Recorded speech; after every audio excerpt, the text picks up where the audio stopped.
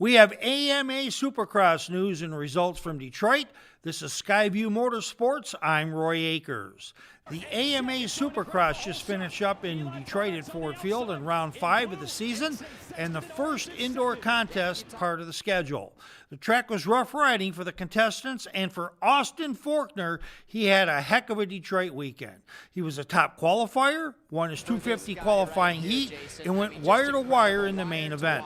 The race started with 6 riders being forced wide of the hole shot, and some hit the stadium wall. Faulkner cleared the Ford field and won the race going wire to wire. Faulkner said this year was far different than 2023. I've always had speed, but maybe my technique couldn't handle that speed. Maybe my speed overpowered my technique. So all these things that have to be kind of in a good place to be up here, to be one of the best dirt bike riders.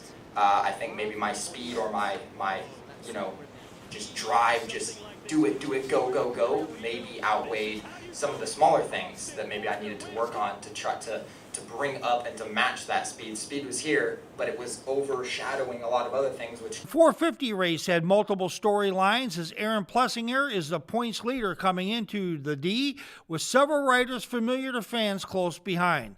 Like the 250 main race, the 450 forced several riders wide of the hole shot and went off the course and a few into the Ford Field wall. Ken Roxon on his uncharacteristic slow start to the 2024 season.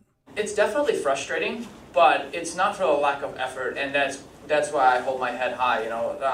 On the racing side of things, there's stuff that can happen in the first turn. There's so much going on, right? It doesn't always have to be your fault. But in the end, no matter where I find myself, whether I'm a half a lap down or just in the back of the pack, every time I pick up my bike or whatever the problem was, I go back out and try to get to the front until the checkered flag. Chase Sexton's hot pursuit of race leader Jet Lawrence found him closing the gap, only to find him losing pace down the stretch. Race winner Jet Lawrence never let Sexton inside of a 5-second gap after the 15-minute mark of the race and wins his second race of the season. Lawrence came into Detroit in a bit of a slump. I think the biggest difference for me is more this is my decision kind of making.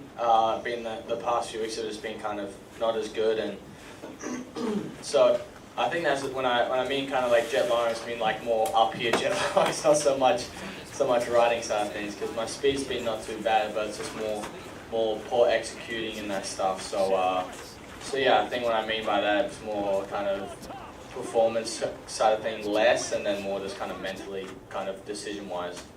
Chase Sexton leads Lawrence by 1 point heading into round 6 in Phoenix.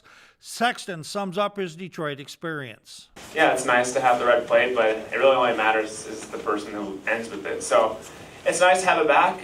We're all pretty close in points, but tonight was one of my best rides on the new bike. I think we've had so many mud races last weekend with a Triple Crown, and this weekend was our first real main event, and I felt pretty solid in the conditions. I didn't have a great heat race, and after seeing the 250 start, I was pretty far outside, and I was a little bit nervous if I didn't get a good jump, I was going to get pushed off the track. So I got a good start, and I had some good speed, some mistakes obviously, but it was a good main event, and looking forward to build off that.